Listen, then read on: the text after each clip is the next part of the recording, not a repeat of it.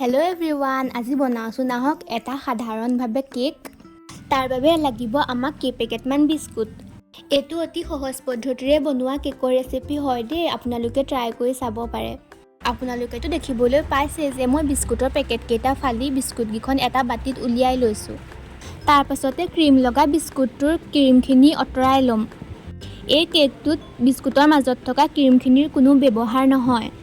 আপোনালোকে এয়া দেখিছে নহয়, মই ক্ৰীমখিনি এখন চামুচেৰে উলিয়াই এখন কাঁহীত এক্সট্ৰাকৈ ৰাখি দিছোঁ। মোৰ এই কেকৰ ৰেচিপিটো হোষ্টেলত থকা সকলৰ বাবে অতি লাভজনক হ'ব। যদি হোষ্টেলৰ পৰা কোনোবা চাই আছে, এই ৰেচিপিটো শেষলৈকে চাব। এতিয়া মই এখন এখনকৈ সকলোবিলাক বিস্কুটৰ পৰাই ক্ৰীমখিনি আঁতৰাই ল'লোঁ আৰু গোটেইখিনি বিস্কুট টুকুৰা টুকুৰকৈ মই ভাঙি ল'লোঁ। আপোনালোকে খুন্দিও ল'ব পাৰে। মই যিহেতু মিক্সাৰ গ্ৰাইণ্ডাৰত গ্ৰাইণ্ড কৰিম, সেইবাবে টুকুৰা টুকুৰ কৰি লৈছোঁ যাতে গ্ৰাইণ্ডাৰটোত ভৰাবলৈ সুবিধা হ'ব। এতিয়া বিস্কুটখিনি গুড়ি কৰি লোৱাৰ পিছত মই তাত এটা ডিম ভাঙি দিম আৰু মিশ্ৰণখিনিৰ লগত ডিমটো ভালদৰে মিহলি কৰি ল'ব লাগিব। বিস্কুটৰ গুড়িখিনিৰ লগত ডিমটো ভালদৰে মিহলি কৰাৰ পিছত মই তাত অলপ চেনি মিহলি কৰি দিম।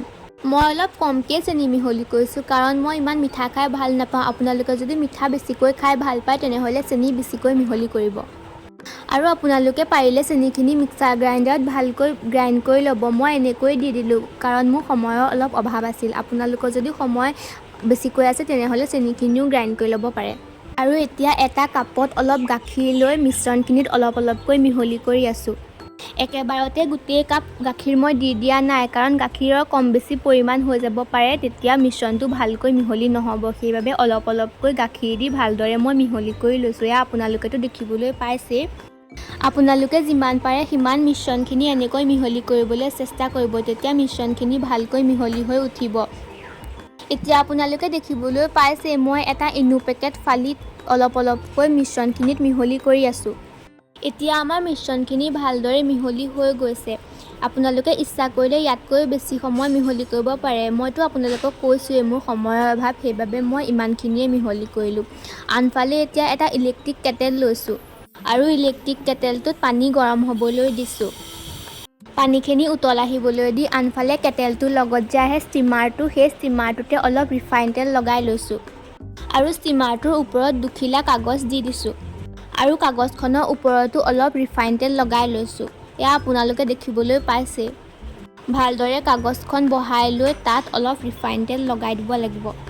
মই আগতেই কৈছোঁ যে হোষ্টেলাৰখিনিৰ বাবে এইটো বহুত সহজ পদ্ধতিৰে বনাব পৰা কেক।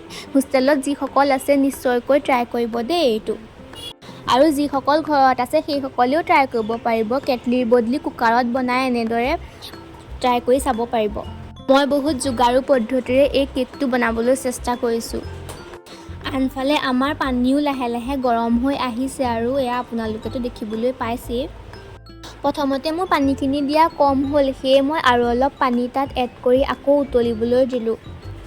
আনফালে মিহলি কৰি থোৱা মিশ্ৰণখিনি ষ্টিমাৰটোত লাহে লাহে এনেকৈ মই বহাই দিছোঁ আৰু ষ্টিমাৰটো কেটলিটোৰ ওপৰত বহাই দি ঢাকোন দি আমি এতিয়া কেকটো ফুলিবলৈ অপেক্ষা কৰিব লাগিব। প্ৰায় 20 মিনিটমান হোৱাৰ পিছত এয়া আপোনালোকে দেখিবলৈ পাইছে আমাৰ কেকটো ফুলি উঠিলে। এতিয়া আমি এখন প্লেটত কাগজ দি কেকটো এনেকৈ ভালদৰে ওলোটা কৰি বহাই দিছোঁ। এতিয়া কেকটো অলপ সময় মই ফেনৰ হাৱাত ৰাখি দিম, যিহেতু পানী ওলাই আছে ন কেকটোৰ পৰা। ভাপত সিজোৱাৰ বাবে এনেকৈ পানী পানী হৈ আছে কাগজকেইখিলা। আমি ফেনৰ হাৱাত এতিয়া অলপ দেৰি থোৱাৰ পিছত এয়া আমাৰ কেকৰ ফাইনেল লুক। এই কেকটো কুকাৰত যদি বনায় ন আপোনালোকে আৰু ধুনীয়া হ'ব দেখিবলৈ। আমি ষ্টিমাৰত এনেকৈ যোগাৰু পদ্ধতিৰে বনালোঁ, সেইবাবে অলপ তেৰা বেকা হ'ল যেনিবা। আৰু এতিয়া মই কেকটো আপোনালোকক কাটি দেখুৱাইছোঁ। দেখিছে নহয় প্লাষ্টিকৰ ছুৰীখনেৰে কিদৰে মই সহজভাৱে কাটিব পাৰিছোঁ। মানে কেকটো আমাৰ বহুত ছফ্ট হৈছে, সেইবাবে আমি ইমান ধুনীয়াকৈ কাটিব পাৰিছোঁ। কেকটো দেখিবলৈ যিয়ে নহওক খাবলৈ কিন্তু বহুত ভাল হৈছিলে দেই। এয়া আপোনালোকক দেখুৱাই দিছোঁ কিমান কোমল কোমল হৈছিল কেকটো। খাই কিন্তু বহুত ভাল লাগিল। তেতিয়াহ'লে আজিলৈ বাই বাই।